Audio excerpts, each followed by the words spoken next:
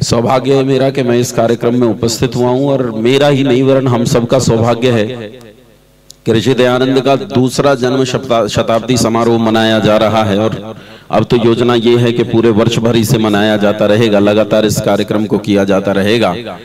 तो अब जो कार्यक्रम प्रारंभ होंगे पूरे देश भर में, ईश्वर करे वो बहुत बड़ी संख्या में कार्यक्रम पूरे देश में हो, लेकिन उनकी श्रृंखला में कुरुक्षेत्र वो शहर है जिसने ये पहला हाथ मारा है कि वृहद कार्यक्रमों की श्रृंखला में सबसे पहला कार्यक्रम हमारे बीच में आयोजित कर रहे हैं।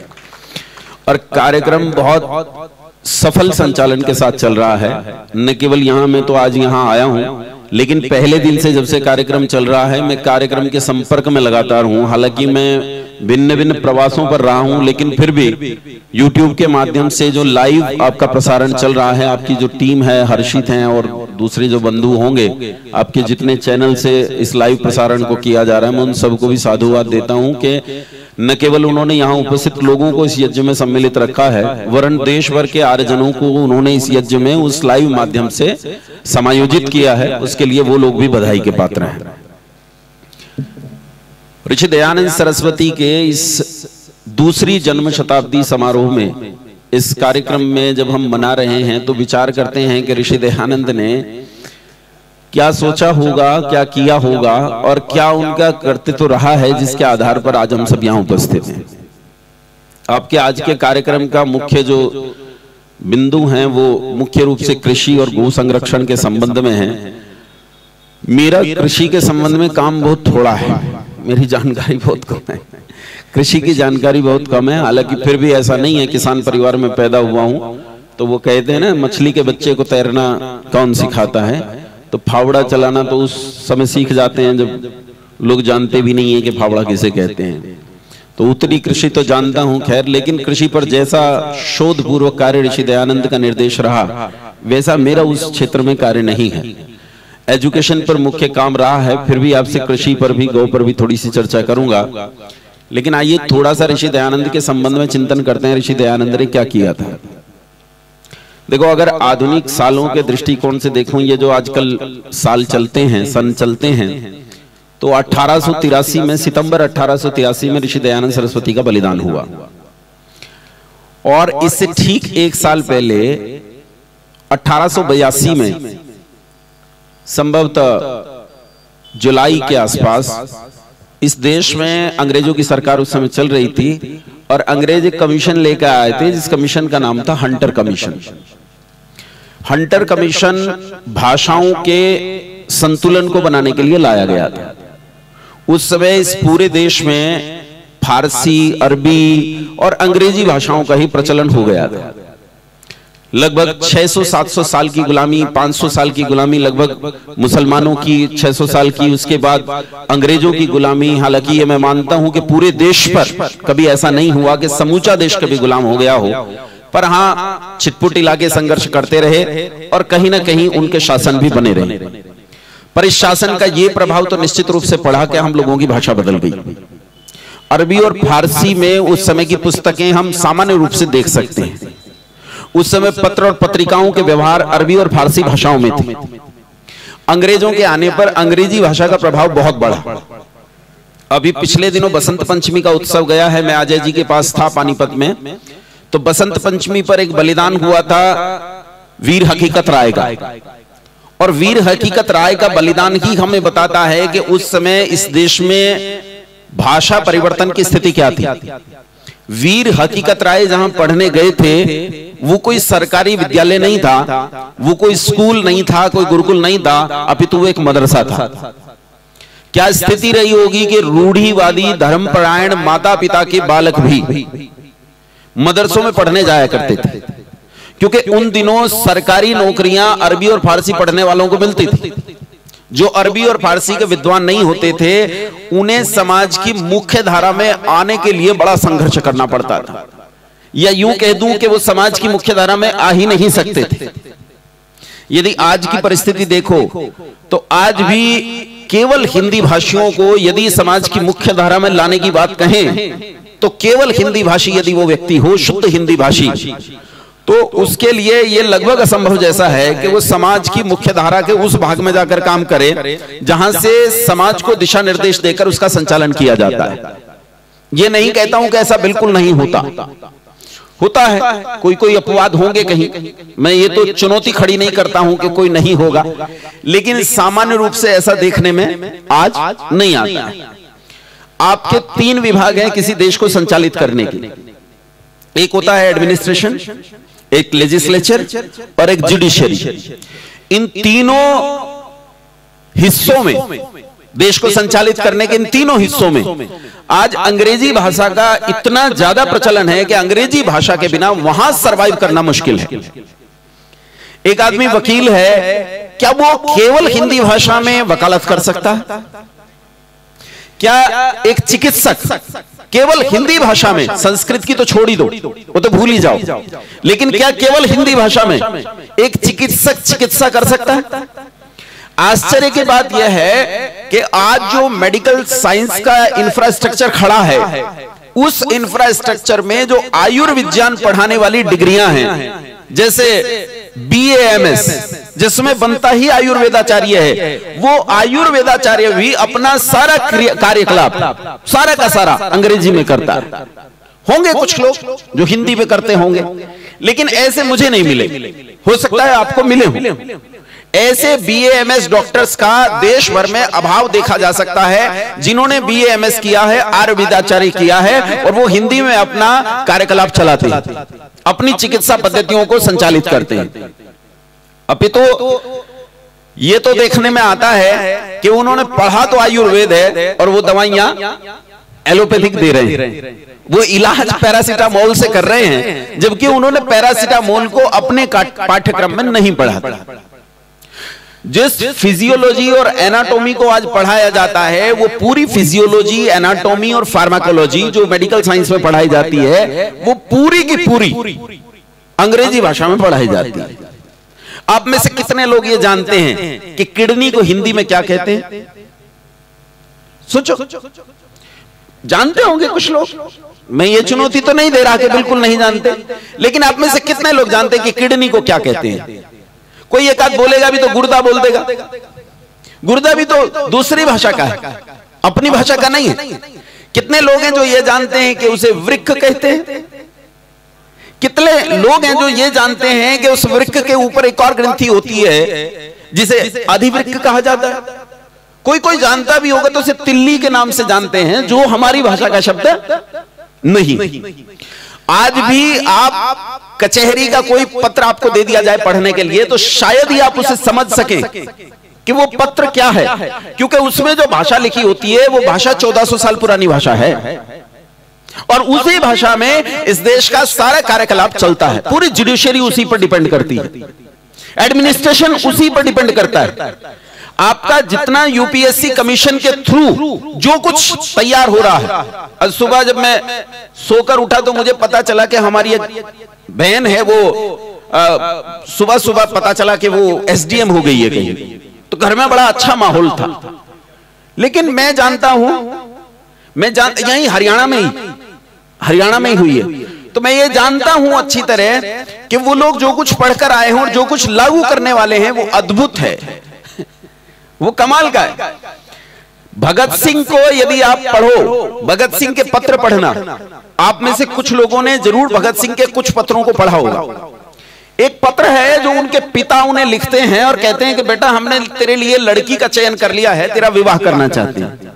भगत सिंह उन्हें वापसी में पत्र लिखते हैं और मना करते हैं कि मैं नहीं आऊंगा, मैंने भैया रास्ता दूसरा चुन लिया है, मैं नहीं आने वाला। लेकिन उसकी भाषा आप पढ़ोगे तो आप आश्चर्यचकित हो जाओगे, आपकी समझ में नहीं आएगा वो कहना क्या चाहते हैं। कुछ चीजें हैं जो समझ में आएंगी, जैसे उनका पत्र शुरू होता है नमस्ते पिताजी। शब्द क्या है? नमस्ते पिताजी। यहां सत श्री अकाल पिताजी नहीं लिखा है, पत्र को उठाकर पढ़ेंगे आप तो वहां सत श्री अकाल पिताजी नहीं लिखा है, वहां कोई और अभिवादन नहीं है। ये आर्य समाज का प्रभाव है, जो भगत सिंह पर आर्य समाज का प्रभाव है। जो वो मैं नास्तिक क्यों हूं पुस्तक में लिखते हैं कि मैं Lahore college, national college Lahore में पढ़ते हुए जब संध्या करता था तो संध्या के बाद भी घंटों तक गायत्री मंत्र का जप किया करता था। ये वो प्रभाव है जिसके आधार पर वो अभिवादन में नमस्ते को ला रहे हैं। कहते हैं नमस्ते पिताजी। कहते हैं आपको याद होगा मेरे यज्ञोपवीत संस्कार के वक्त दादाजी ने मुझे देश के लिए वक्फ कर दिया था। आप जानते हैं वक्फ किसे कहते हैं? आपको पता है वक्फ किसे कहते हैं?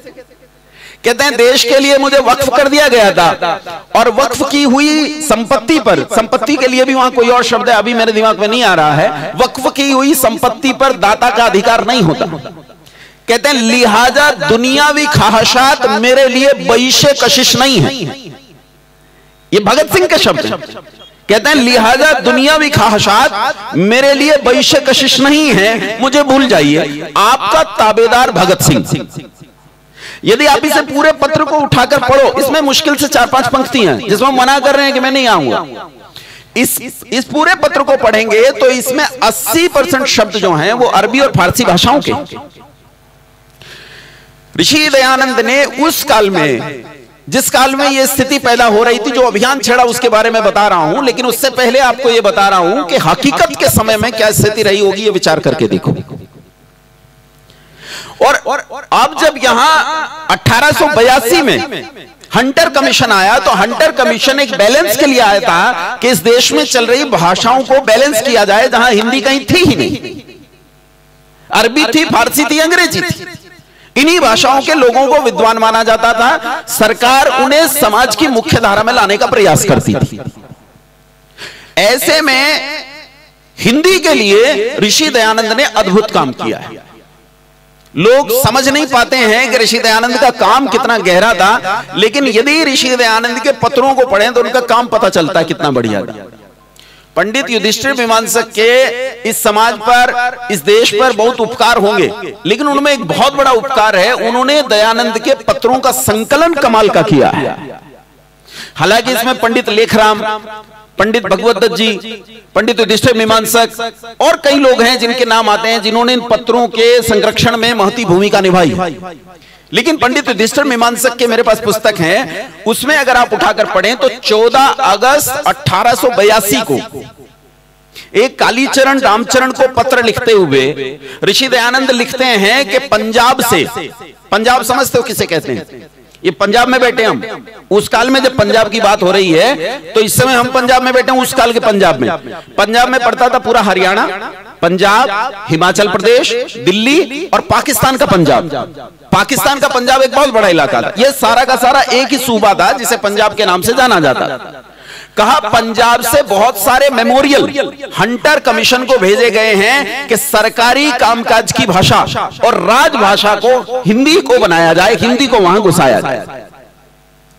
और ऋषि दयानंद उत्तर प्रदेश के लोगों को, जिसे उस समय संयुक्त प्रांत के नाम से जाना जाता था, जिसमें उत्तराखंड शामिल था और आसपास के प्रदेशों का भी कुछ कुछ हिस्सा शामिल था, उसे थोड़ा सा डांटते हुए कहते हैं कि यहाँ के लोगों ने मेमोरियल नहीं भेजे, पंजाब के लोगों ने मेमोरियल बहुत भेजे, आपको मेमोरियल भेजने चाहिए। 17 अगस्त को फिर एक बाबू दुर्गा प्रसाद थे, उन्हें चिट्ठी लिखते हुए लिखते हैं 1882 में ही कि आपने मेमोरियल की संख्या को क्या अच्छे से देखा है? मेरे पास केवल 4 मेमोरियल प्राप्त हुए हैं, उनकी भाषा बहुत अच्छी है, ठीक ऐसे ही मेमोरियल और भिजवाए जाए। और उसका परिणाम यह निकला कि अकेले संयुक्त प्रांत से 200 से ज्यादा मेमोरियल, मैं क्योंकि उत्तर प्रदेश में रहता हूं तो वहां की चीजें ज्यादा जानकारी में रहती हैं, अकेले 200 मेमोरियल उत्तर प्रदेश से हंटर कमीशन को भेजे गए, और जिसका परिणाम यह निकला कि हिंदी को एक बहुत बड़ा स्थान ऋषि दयानंद दिलवा पाने में कामयाब रहे। बाद में एक सभा बनी थी जिसका नाम था नागरी प्रचारणी सभा। आप में से कुछ लोग हिंदी साहित्य के छात्र रहे होंगे, मैं तो नहीं रहा हूं, हिंदी साहित्य का छात्र कम रहा हूं, लेकिन हिंदी साहित्य में मेरी रुचि मेरी माँ के कारण बहुत ज्यादा रही है। मेरी माँ की हिंदी में गति बहुत अच्छी थी, इसलिए मेरी हिंदी साहित्य में रुचि रही। मैं तो विज्ञान का छात्र रहा हूं, लेकिन नागरी प्रचारणी सभा में जो मुख्य रूप से जिनका उल्लेखनीय योगदान आता है, पंडित बालकृष्ण भट्ट। यहां बालकृष्ण भट्ट के संबंध में कहा जाता है कि उन्होंने इस देश की राजकाज की भाषा हिंदी को बनवाने में बहुत महत्वपूर्ण काम किया। सबसे पहली बात तो यह है कि पंडित बालकृष्ण भट्ट ऋषि दयानंद के शिष्य थे, पहली बात तो यह। और जो काम ऋषि दयानंद सरस्वती ने किया वो पंडित बालकृष्ण भट्ट ने तो जरा सा भी नहीं किया, कुछ भी नहीं किया। जिनका सबसे बड़ा उल्लेखनीय योगदान माना जाता है, आपने नाम सुना होगा भारतेंदु हरिश्चंद्र। भारतेंदु हरिश्चंद्र ने काशी शास्त्रार्थ में ऋषि दयानंद पर, दोनों भाइयों ने, उन्होंने भी और उनके छोटे भाई थे उन्होंने भी, दोनों ने ऋषि दयानंद पर ईंट पत्थर तक फेंके थे, ईंट पत्थर तक उन पर फेंके थे। और उस समय उन्होंने ऋषि दयानंद की हिंदी वकालत का विरोध किया था और कहा था कि संस्कृत हमारी भाषा है, ये नंगा अवधूत खामका हमारी भाषा को बिगाड़ देना चाहता है। लेकिन उसी आदमी ने बाद में कहा था निज भाषा उन्नति है, सब उन्नति को मूल, बिनु निज भाषा जान के मिटे नहीं है कोई शूल।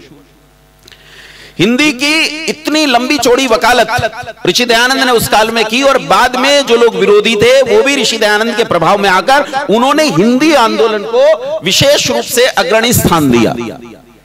ये ऋषि दयानंद ने उस काल में काम किया जब सच पूछो तो रास्ते में चलते हुए आपको हिंदी बोलने वाले लोग कम मिलते थे।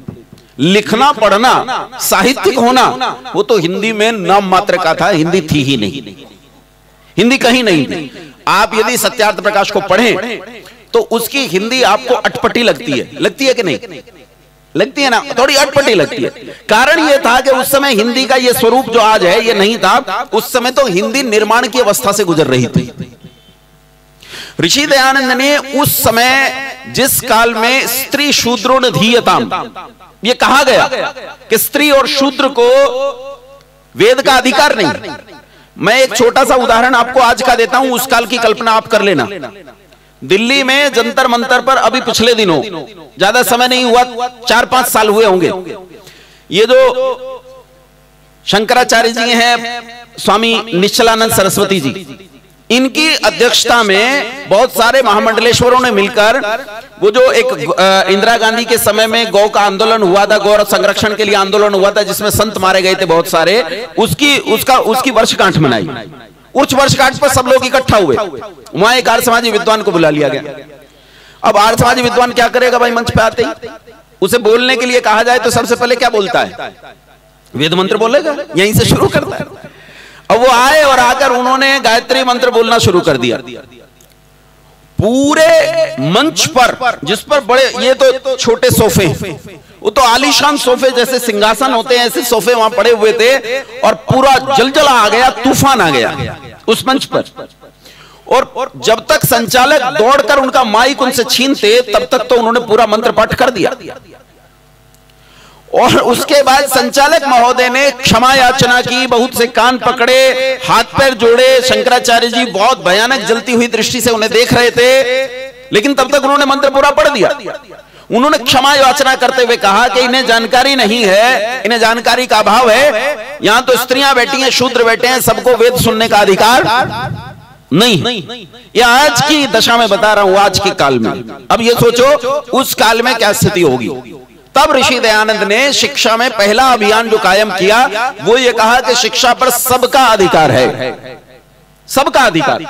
सत्यार्थ प्रकाश में, जहां मैं बिल्कुल आधुनिक परिप्रेक्ष्य में शिक्षा के संदर्भ में बोल रहा हूं, मैंने अभी गुरुकुलीय शिक्षा की कोई बात नहीं की है, शायद मैं उधर कम ही जाऊं। आचार्य जी बैठे हैं, आचार्य जी उस संबंध में बात करेंगे, लेकिन मैं आपको आधुनिक शिक्षा के संदर्भ में यह बोल रहा हूं। उस समय सबके लिए शिक्षा सुलभ नहीं थी, और तब ऋषि दयानंद ने सबके लिए शिक्षा सुलभ हो इसकी वकालत की। यहां तक कि उन्होंने कन्याओं के लिए शिक्षा सुलभ हो इसकी वकालत की, और उन्होंने साफ साफ कहा कि जब तक को एजुकेशन रहेगी तब तक कन्याओं को ठीक ठीक शिक्षा नहीं मिलेगी, इसलिए को एजुकेशन को बंद किया जाना चाहिए। जो थोड़ी बहुत अंग्रेजों ने चलाई भी थी उसमें को एजुकेशन को उन्होंने बंद करने की वकालत की। उन्होंने कहा कन्याओं के शिक्षा मंदिर अलग और बालकों के शिक्षा मंदिर अलग, ये अलग अलग होने चाहिए, और उसी तरह उनकी पढ़ाई होनी चाहिए, शिक्षा सबके लिए सुलभ हो। एक और कमाल की बात है, उन्होंने शिक्षा के संदर्भ में कहा कि शिक्षा सबके लिए फ्री ऑफ कॉस्ट हो। भारत में इस समय जो शिक्षा चलती है वो कहने के लिए फ्री ऑफ कॉस्ट है, लेकिन मैं आपसे पूछता हूं, उत्तर देना, चुप मत रहना, बता देना मुझे, क्या शिक्षा फ्री ऑफ कॉस्ट है? बता। जो ये कह रहे हैं बक्कल उतरती है।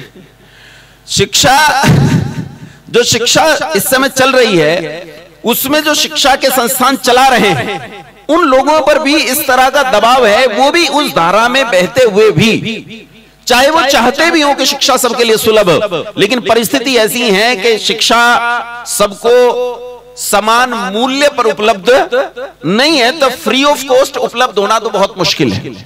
मैं आपसे एक चीज पूछना चाहता हूं, मुझे उत्तर देना जरूर इस बात का। एक लड़का है शाहरुख खान का, ऐसे कह दिया शाहरुख खान से मेरी कोई लड़ाई झगड़ा नहीं, अमीर आदमी है, एक आदमी का नाम लेना था उसका ले दिया। एक लड़का है शाहरुख खान का और वो पढ़ता है रेयान इंटरनेशनल स्कूल में, ध्यान से समझना इस उदाहरण को। और एक लड़का है रड़कू का, रड़कू का लड़का जिनके घर में खाने के लिए ढंग से रोटी नहीं है, वो पढ़ता है सरकारी प्राइमरी स्कूल में, जहां टाट पट्टी पर किसी तरह उसे क ख ग घ सीखने को मिलता।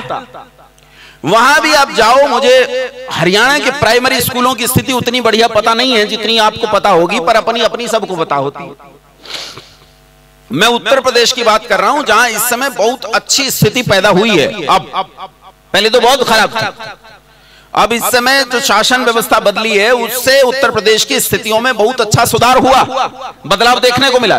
लेकिन उस बदलाव के बावजूद मैं आपसे कहता हूं, प्राइमरी स्कूलों की जो स्थिति है, जो गति है, उस गति में यह है कि रड़कू का लड़का जो वहां पढ़ रहा है वो बेचारा टाट पट्टी पर बैठा और बैठकर पढ़ता है। दोपहर में खिचड़ी मिलती है उसे, मिड डे मील में दलिया मिलता है, पुष्टाहार मिलता है। मैं गया, मैंने जाकर पूछा बेटा तुम्हारे प्रधानाचार्य जी कहां हैं? बोले वो तो जनगणना करने गए। तो मैंने कहा कोई अध्यापक होंगे? बोले हाँ एक और अध्यापक हैं, लेकिन वो कोरोना के टीके लगाने गए। तो मैंने कहा कोई और होगा? बोले एक शिक्षा मित्र और हैं। तो मैंने कहा वो कहां है? बोले वो लंपी की गाय गिनने गए हैं। तो तुम क्या कर रहे हो? बोले जी हम धूल उड़ा रहे हैं, खेल रहे हैं। क्यों आए हो? तो बोले घर पे दोपहर का भोजन नहीं मिलता क्योंकि माता पिता मजदूरी पर चले जाते हैं, इसलिए भोजन करने आए। मैं आपसे तुलना इसलिए करवा रहा हूं कि अब यहां एक प्रश्न खड़ा होता है। शाहरुख खान का लड़का पढ़ता है रेयान इंटरनेशनल स्कूल में और रड़कू का लड़का पढ़ता है प्राइमरी स्कूल में। क्या इन दोनों की शिक्षा समान है? बताओ बताओ, है शिक्षा समान? अच्छा, जब ये पढ़ के स्नातक हो जाएंगे, ये भी तो किसी तरह हो ही जाएगा, रड़कू का लड़का भी जब ये स्नातक हो जाएगा और उधर से वो स्नातक होगा, फिर कहते हैं सबके लिए अवसर समान है। मैं आपसे पूछना चाहता हूं, अवसर समान हो जाएंगे जब शिक्षा समान ना हो जाएंगे? उस बेचारे ने पढ़ा ही नहीं है, वो क्या शिक्षा समान कर लेगा? वो तो किसी तरह पास हो गया है। इसलिए जरूरी है कि शिक्षा सबके लिए सुलभ हो और समान हो। अगर शिक्षा समान नहीं होगी तो फिर काम नहीं चलेगा। इसका उदाहरण देखिए कि भगवान राम जिस पाठशाला में पढ़ते थे उसी में निषाद गुह भी पढ़ता था। अच्छा, निषाद गुह जहां पढ़ता था और राजा राम जहां पढ़ते थे, दोनों की रहन सहन में अंतर था क्या? खान पान में अंतर था क्या? जीवन शैली में कोई अंतर था क्या? एक चक्रवर्ती सम्राट का पुत्र है और एक रड़कू का, दोनों के जीवन में कोई अंतर नहीं था और आचार्य के दोनों को शिक्षा देने में भी कोई अंतर नहीं था। ये समानता थी शिक्षा की, और तब अवसर समान उपलब्ध होते थे। अवसर तब तक समान उपलब्ध नहीं हो सकते जब तक शिक्षा का स्तर समान न हो जाए और शिक्षा पूरी तरह निःशुल्क न हो जाए। लेकिन यह कैसे होगा? कैसे ये होगा? इसी के लिए ऋषि दयानंद ने उस काल में सबसे ज्यादा जोर शिक्षा पर दिया। हालांकि ऋषि दयानंद को वो स्थान नहीं मिला है, वो न्याय नहीं हुआ है जो ऋषि दयानंद का वास्तविक स्थान है। हिंदी के योगदान में बालकृष्ण भट्ट और भारतेंदु हरिश्चंद्र को जो स्थान प्राप्त है वो दयानंद को प्राप्त नहीं है, जबकि ये दोनों उन्हीं की झूठन खाकर स्थान पाए हैं। ये लोग तो वो हैं कि जहां से ऋषि दयानंद गुजरे थे तो उनकी पादुका से जो धूल उड़ी, उस धूल को माथे पर लगाकर ये बड़े पूज्य हो गए। और जिस व्यक्ति ने वो महान कार्य किया है उस व्यक्ति का कहीं कोई नाम नहीं। मैंने पिछले दिनों कहा था, आज भी कहता हूं, इससे मुझे कुछ हानि भी हो सकती, लेकिन हानि हो सो हो, जो सच है उसे कहने में क्या दिक्कत? आजादी का अमृत महोत्सव मनाया गया और वो दयानंद के नाम के बिना मनाया गया। मैंने एक बहुत बड़े राजनेता से, इतने बड़े राजनेता से कि आप भी बड़ा गुणगान करते हैं उनका, उनसे कहा कि ऐसा क्यों करते हैं? ऐसा किस लिए किया? दयानंद का नाम क्यों नहीं आपने लिया? तो उन्होंने कहा आप व्यक्तिवादी मत होइए, व्यक्तिवादी मत होइए। अब देखिए दयानंद का कार्य हो रहा है कि नहीं। मैंने कहा ठीक है मैं व्यक्तिवादी नहीं होऊंगा, पर मुझे यह बताओ वहां विवेकानंद का नाम क्यों लिया गया? अगर व्यक्तिवाद नहीं था, मुझे स्वामी विवेकानंद जी से कोई समस्या नहीं है, ठीक है, जो उन्हें पूजनीय मानते हैं, मैं उनके उस सम्मान करने की निष्ठा का सम्मान करता हूं। लेकिन जिस आदमी ने जो कार्य किया है, क्या उसे उसका वास्तविक स्थान नहीं मिलना चाहिए? हम दूसरी जन्म शताब्दी ऋषि दयानंद की मनाने यहां इकट्ठा हुए हैं। मैं ये प्रश्न आपके सामने इसलिए खड़े कर रहा हूं कि इन प्रश्नों पर हम काम कर सके। अभी एक बालक मेरे पास आया, मेरा बहुत गहरा परिचय नहीं था। उसने आकर बताया आचार्य जी मैं हरियाणा से हूं, मैं आपसे मिला था, पहले वहां मिला था, मैं नहीं पहचान पाया। लेकिन उसके अंदर एक पीड़ा थी, प्रतिनिधि सभा में किसी स्तर पर काम करता है, उसके अंदर एक पीड़ा थी कि ये काम कैसे हो। तो मैंने उससे पूछा कि तुम्हें जो लगता है कि काम उतना नहीं हो रहा है, क्यों नहीं हो रहा है? तुम्हारे पास क्या लगता है तुम्हें कि क्या होना चाहिए?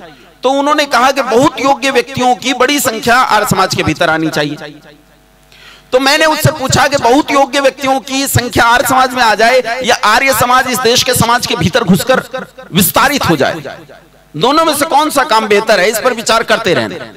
पर मैं आपको यही कह रहा हूं कि जब तक हम इस समाज के भीतर विस्तारित नहीं हो जाते, हम ऐसे हो गए इस समाज के भीतर जैसे कमल के पत्ते पर पानी की बूंद, अलग थलग से हो गए, जैसे मानो समाज की मुख्य धारा में नहीं, हमें जैसे मानो अछूत माना जाने लगा है। इस पर हमें विचार करना होगा और कार्य को बढ़ाना होगा, पुरुषार्थ करना होगा, जबकि हमारा काम, हमारे गुरु का काम सबसे ज्यादा है, लेकिन उससे वो मूल्य नहीं दिया जाता। ऋषि दयानंद वो पहले व्यक्ति हैं जिन्होंने इस आधुनिक काल में गो कृच्छादि रक्षिणी सभा बनाई, जिन्होंने गो करुणा निधि नाम की पुस्तक लिखी। आज इस देश में यह WHO की रिपोर्ट बता रहा हूं, और ये आज की नहीं है, कई साल पहले की रिपोर्ट है। आज तो इसमें बढ़ोतरी हो गई होगी। WHO रिपोर्ट देता है भारत के संदर्भ में कि भारत में 68% दूध नकली है। यह 8-9 साल पुरानी रिपोर्ट है। अच्छा ये आंकड़ा घटा होगा कि बड़ा होगा? बताओ, बड़ा होगा, 70 से पार कर गया होगा। 70% दूध इस देश में नकली है। हम जो दूध पी रहे हैं ये नकली दूध पी रहे हैं, और जो दूध हम पीते भी हैं जिसे असली समझकर पी रहे हैं, मैं आपको सच बताता हूं उसमें भी गड़बड़ियां बहुत हैं। आप पीते हो ना अमूल पैसे वसूल, ऐड आता है ना, अमूल पैसे वसूल। वो जो अमूल आप पीते हो, दिलबाग जी मेरा समय हो जाए तो बता देना, मैंने समय देखा नहीं था, है ना। जब आदमी का टाइम आ जाए तो उसे बता देना चाहिए भाई तेरा टाइम आ गया, इससे अच्छा रहता है।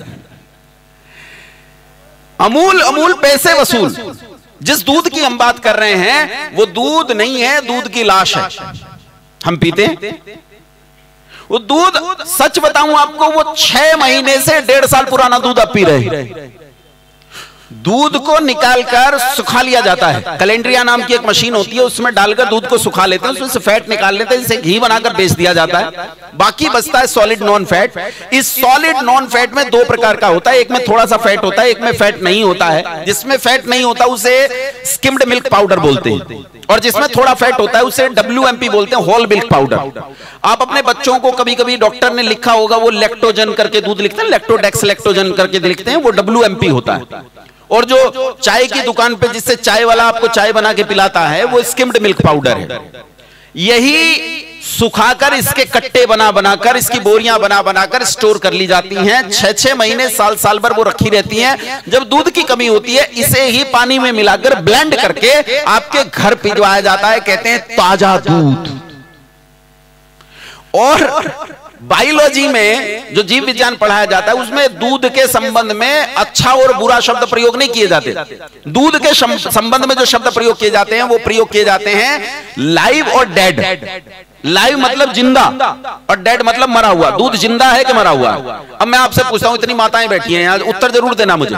ये बताओ 2 दिन अगर दूध को रख दो आप यूं ही तो बचेगा कि मर जाएगा? खराब नहीं हो जाएगा। वही भाषा प्रयोग करो जो इनका विज्ञान प्रयोग करता है, दूध मर जाएगा। और मरे हुए की क्या रह जाती है? चेतन तो निकल गया, अब बचा क्या? जड़, उसे कहते हैं लाश। तो ये दूध की, अच्छा कोई कहता है ना जी 2 दिन में दूध नहीं खराब होता, तो मैंने कहा 3 दिन, 4 दिन, 6 दिन, 20 दिन, कब तक नहीं मरेगा? 6 महीने जिंदा रहेगा दूध। हमें जबरन ऐसी चीज खिलाई जा रही है जिसे खाने का हमें अभ्यास नहीं है, जिसे हम खाते नहीं, हमारे सिद्धांत के विरुद्ध है। यदि ऋषि दयानंद की गो कृषादि रक्षिणी सभा, आज तो उतना काम भी नहीं हो पा रहा है गो के संबंध में, लेकिन गो करुणा निधि नाम की जो पुस्तक ऋषि दयानंद ने लिखी है, एक अर्वाचीन विद्वान हुए हैं डॉक्टर पंडित राजीव दीक्षित, नाम सुना है आपने? है ना? राजीव भाई ने गो करुणा निधि का खूब अच्छे से उल्लेख किया है। उनका गो और कृषि पर बहुत अच्छा काम था, बहुत अच्छा बोलते थे। गो संवर्धन पर उन्होंने गो करुणा निधि को ही एक प्रामाणिक ग्रंथ माना है। और गो करुणा निधि को मैं आपको सच कहता हूं, यदि आज भी जैसा ऋषि दयानंद ने लिखा है वैसा सरकार मान ले और सरकार उसे लागू करने पर बाध्यता पैदा कर दे। अच्छा मुझे एक बात बताओ, उत्तर देना, जो इस देश में 70% से ज्यादा दूध नकली बिक रहा है, इसका कारण क्या है बिकने का? बताओ। लो सारे आर्य समाजी बैठे हैं, देखो कितने गलत कारण है। गलत कारण यह है, बोले असली दूध नहीं है इसलिए हम नकली बना रहे हैं। ये कह रहे हैं गाय ज्यादा नहीं है इसलिए हमने सोचा नकली बना। ये कारण नहीं है, कारण है भ्रष्टाचार। अगर समाज में भ्रष्टाचार, एक बात बताओ, अगर आज उस 70% दूध को कोई बटन दबा के हम ये कर दें कि भ्रष्टाचार बंद और वो 70% दूध का निर्माण और वितरण बंद, तो बताओ 70% दूध जो नकली था उसकी आवश्यकता और सप्लाई और डिमांड उसकी डिमांड होगी कि नहीं होगी? और डिमांड होगी तो सप्लाई की आवश्यकता अनुभव की जाएगी। सप्लाई की आवश्यकता होगी तो बोलो गो जैसे घूम रही है वैसे घूमेंगी? बोलो घूमेंगी। आज गाय को सड़क पर घूमती हुई गाय को क्या कहते हैं? बोलो लावारिस कहते हैं, हमारे यहां कहते हैं आवारा गाय, आवारा पशु कहते हैं। आपके यहां भी आवारा पशु, अखबार में लिखते हैं आवारा पशु। देसी कुत्ते को कहते हैं आवारा कुत्ता। अगर इसी हिसाब से बढ़ते रहे तो कल देसी आदमी को क्या कहेंगे? मेरे जैसा कुर्ता पजामा पहन के आ जाएगा और इससे आगे बढ़ो धोती कुर्ता, उससे आगे बढ़ो कट्टी वस्त्र उत्तर ये बांध के आ जाए, तो जैसे देसी गाय आवारा गाय हो गई वैसे ही देसी आदमी क्या बन जाएगा? और देसी संस्कृति। ये मैं आपको ये नहीं कह रहा हूं कि ऐसा आपको केवल सोचने के लिए मैं एक हाइपोथेसिस दे रहा हूं, बिल्कुल नहीं। ये होगा, ये होने वाला है। ये मुश्किल से 6-7 साल रुकिए आप, देसी आदमी को आवारा आदमी कहा जाएगा। आपके पैर में चप्पल होगी तो आज भी आपके पैर में चप्पल है तो आप गाड़ी नहीं चला सकते, आपको ड्राइविंग लाइसेंस रखने का अधिकार नहीं है अगर आपके पैर में चप्पल है आपकी पूरे। अच्छा एक बात बताओ, जो जैसे आचार्य जी, हमारे आचार्य जी तो खड़ाऊ पहनते हैं, ये तो काठ के चप्पल पहनते हैं। अब काट के चप्पल पहने आचार्य जी सोचें कि मुझे ज्यादा धर्म का प्रचार करना है इसलिए गाड़ी की जरूरत है और किसी कारण से ड्राइवर ना हो और आचार्य जी गाड़ी चलाने लगे तो बताओ आचार्य जी का चालान होगा कि नहीं होगा? तो आचार्य जी को इस सरकारी तंत्र की मुख्य धारा से बाहर कर दिया गया, किया गया कि नहीं? दयानंद ने जितने काम किए थे वो उस ध्येय वाक्य को जो उनके नाम पर आरोपित किया जाता है उसी के लिए किए गए थे कि भारत केवल भारतीयों के लिए, लेकिन भारत में से भारतीयता का निषेध कर दिया गया। हम जिस खेती को खा रहे हैं, अब ये चीजें कहने की नहीं, आप सब जानते हैं कि उसमें कितना रासायनिक पदार्थ दिया जा रहा है, कितनी रासायनिक खाद दी जा रही है। ऑर्गेनिक खाद के नाम पर भी जो कुछ दिया जाता है उसमें भी बहुत कुछ बिगाड़ है, उसकी जानकारी आपको नहीं है। ऑर्गेनिक खाद के नाम पर, जैविक खाद के नाम पर जो कुछ दिया जाता है उसमें भी गड़बड़ी है और उसी से पूरे देश में कैंसर फैल रहा है। ऋषि दयानंद ने व्यक्ति को प्रकृति के साथ अनुकूलन से जीने के लिए प्रेरणा की थी, लेकिन क्या हम जी पाए उस प्राकृतिक अनुकूलन के साथ? ये देखो ये किताब है ना, ये किताब आपको लगता है कि ये कागज से बनी है और कागज बना है पेड़ पौधों से, यही मानते हैं ना आप लोग। लेकिन आपको पता है इसके ऊपर जो इसके ऊपर इसके कवर पृष्ठ चढ़ा हुआ है इसमें प्लास्टिक है, इसे प्लास्टिक से बनाया गया। ये मेरे सामने माइक रखा है, इसमें प्लास्टिक है। ये जिस पर सोफे पर मैं बैठा हूं इसमें प्लास्टिक है, ये सामने मेरे कैमरा चल रहा है इसमें प्लास्टिक है, ये वहां स्पीकर बज रहा है, ये इनका अशोक जी का बाजा है, इसमें प्लास्टिक है। ये तो पता नहीं, आप तो देसी आदमी हो ना, इसलिए आपने ये लकड़ी का बना लिया। आप तो देसी आदमी हो, आप तो उस धारा में जा रहे हो जहां आपको मुख्य धारा से वंचित कर दिया जाएगा। लेकिन आज प्लास्टिक का उपयोग बहुत बढ़ गया है। ऋषि दयानंद ने यज्ञ की एक परिभाषा दी थी कि अग्निहोत्र से लेकर अश्वमेध आदि पर्यंत शिल्प विद्या और परोपकार के व्यवहारों का करना यज्ञ मानता हूं। शिल्प विद्या का मतलब है टेक्नोलॉजी, लेकिन टेक्नोलॉजी के साथ उन्होंने एक शब्द जोड़ दिया परोपकार, कि टेक्नोलॉजी तो हो लेकिन इस टेक्नोलॉजी में क्या शामिल होना चाहिए? परोपकार शामिल होना चाहिए। अगर इस टेक्नोलॉजी में परोपकार नहीं है तो यह यज्ञ नहीं हो सकता। हर पुरुषार्थ का नाम यज्ञ है, जो परोपकार का पुरुषार्थ उसका नाम यज्ञ है, लेकिन जिसमें परोपकार निहित नहीं है उस पुरुषार्थ का नाम यज्ञ नहीं हो सकता। परमाणु बम बना दिया, अब कहने को तो परमाणु बम टेक्नोलॉजी है, लेकिन इस परमाणु बम की टेक्नोलॉजी से संसार को कितना लाभ है? चाइना ने आज हवा पर पानी पर नियंत्रण करने की योजना बनाई। चाइना ने अभी पिछले दिनों एक सूर्य डेवलप किया है, पता है कुछ लोगों को पढ़ा होगा, बार में पढ़ा होगा। चाइना ने एक सूर्य डेवलप किया है, हालांकि अभी उसमें न्यूक्लियर फिशन और न्यूक्लियर फ्यूजन जो चलता है उसमें अभी हाइड्रोजन बम वाली टेक्नोलॉजी नहीं है, हाइड्रोजन बम अभी नहीं है दुनिया में, लेकिन नाभिकीय विखंडन वाली टेक्नोलॉजी को उसने उसमें इस्तेमाल किया। यदि ऐसे ही सूरज धरती पर अन्य देश बनाने लगेंगे तो यह धरती बचेगी। सोचो, जिस दिन आपके हाथ से डोर छूटी, अनियंत्रण हुआ, उसी दिन दुनिया खत्म हो जाएगी। केवल 1 घंटे में पूरी दुनिया खत्म हो जाएगी। और सुनो, परमाणु बम बनाता तो आज दुनिया के सारे देशों में परमाणु बम बनाने की होड़ बनी हुई है। अब अगर सूर्य बना लिया गया है तो मुझे बताओ सूर्य बनाने की होड़ मचेगी कि नहीं मचेगी? मचेगी। आज वर्षा भी कृत्रिम कारणों से पैदा की जा रही है। कई विकसित देश अपने यहां जलवायु नियंत्रण को करके अपने यहां वर्षा को करवा रहे हैं कुछ केमिकल तरीकों से। ये वर्षा पर नियंत्रण उनका, वो प्रकृति को अपने अनुकूल चलाना चाहते हैं। लेकिन दयानंद ने जो निर्देश दिया था वो ऋषियों का निर्देश है, और ऋषियों का निर्देश है कि हमें अपने जीवन को प्रकृति के अनुकूल बनाना है, ना कि प्रकृति को अपने जीवन के अनुकूल लाना। जब आप प्रकृति को अपने अनुकूल लाओगे तो बहुत बड़ी हानि है। जब अपने आप को प्रकृति के अनुकूल लेकर जाओगे, इसी में संसार का कल्याण है। दयानंद का सारा साहित्य उठाकर पढ़ो, वो यही बताते हैं कि मनुष्य को प्रकृति की अनुकूलता और उसके सामंजस्य के साथ जीने का यत्न करना चाहिए। इसीलिए ऋषि दयानंद ने जितनी आधुनिकता, जितनी उन्नति और जितने विज्ञान की वकालत की है, उस विज्ञान में एक भी वकालत ऐसी नहीं है जो वकालत प्राकृतिक कारणों के खिलाफ जाती है। ऋषि दयानंद ने जिस समय त्रैतवाद की वकालत की, उस समय इस देश में त्रैतवाद का नाम लेने वाला कोई नहीं था, कोई नहीं था। और मैं सच बताऊं, किसी दिन अवसर रहेगा तो आपके साथ इस त्रैतवाद पर चर्चा करेंगे कि त्रैतवाद कितना प्रमुख सिद्धांत है और ऋषि दयानंद ने त्रैतवाद की वकालत क्यों की।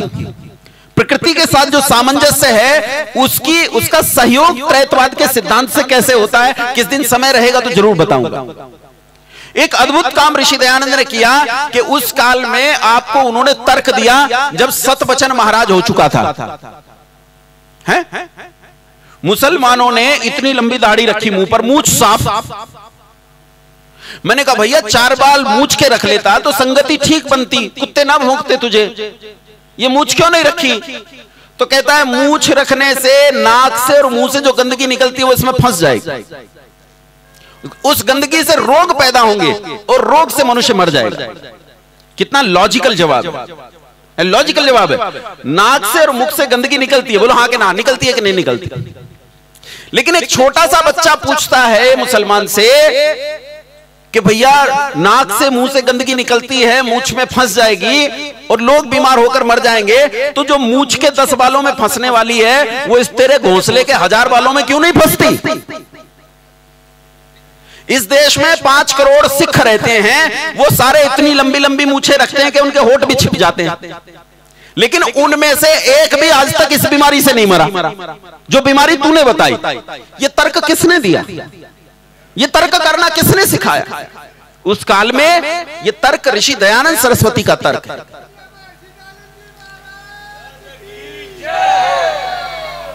ऋषि दयानंद सरस्वती ने केवल इस देश को नहीं, इस दुनिया को जीना सिखाया, दुनिया। इसीलिए ऋषि दयानंद बहुत व्यवहारिक और बहुत प्रासंगिक है, लेकिन उसकी प्रासंगिकता और व्यवहारिकता को हमें समाज में स्थापित करना होगा। हमें कोशिश करनी होगी कि हम उसे समाज में स्थापित कर सकें। अगर हम उसकी व्यवहारिकता और उसकी प्रासंगिकता को समाज में स्थापित नहीं कर पाए तो मैं सच बताता हूं, उसके गुणगान करने का कोई नतीजा नहीं निकलेगा। उसका गुणगान उसी सूरत में है जबकि हम उस काम को भी करें जो काम उसने हमें निर्देश दिया। दिलबाग जी खड़े हो गए हैं, तो मुझे लगता है कि गंगा जल का समय आ गया है मेरे मुंह में डालने का। तो बहुत धैर्य से आप लोगों ने सुना, उसके लिए बहुत धन्यवाद। सभी को सादर प्रणाम। बहुत बहुत